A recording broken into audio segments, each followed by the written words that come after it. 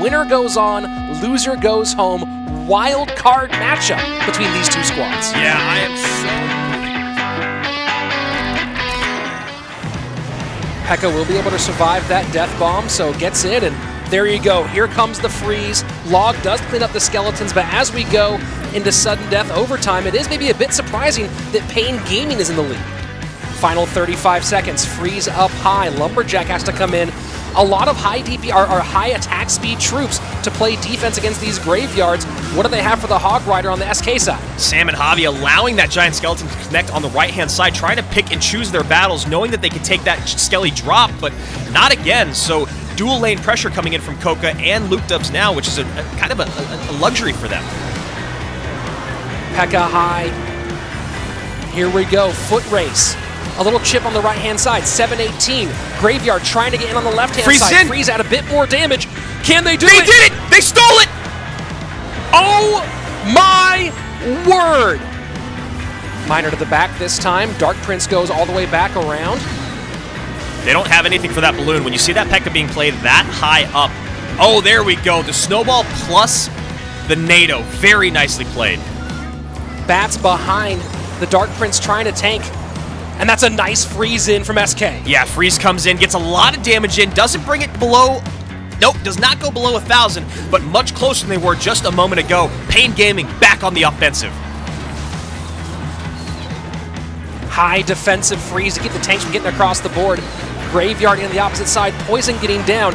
Right now, PaiN doing everything to try to keep this damage off the tower, knowing they have a good chance of taking this game as long as they can survive this graveyard push. Oh, freeze comes in, that's tower huge! Down, and that's going to be SK Gaming taking the 2v2. Oh, and you have to throw out the angry face because you were saying it. You were...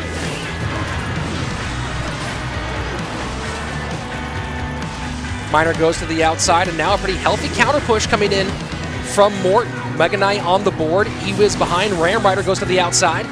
Yeah, and you had to see or think that Ice Golem was going to come down. We'll see if in the future Morton's going to start to attack that Ice Golem so that he can't get his Mega Knight kind of kited in the future.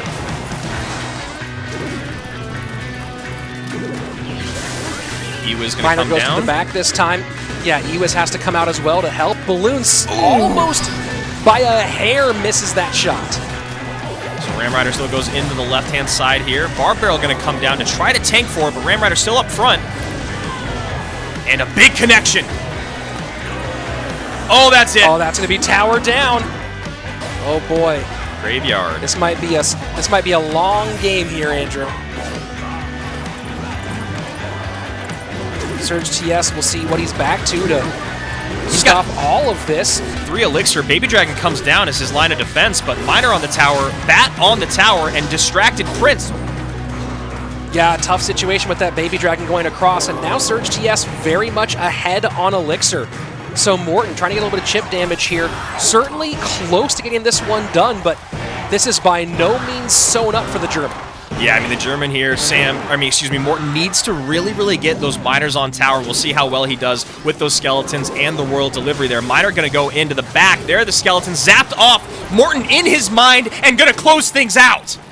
55 HP, needs to get one more little piece of damage on the tower.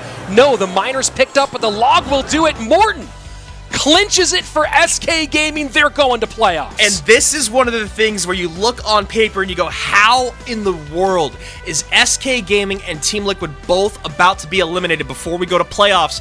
But this is what we talk about with squads like this. When they get to that playoff mentality, it is a whole new level. It's a different gear.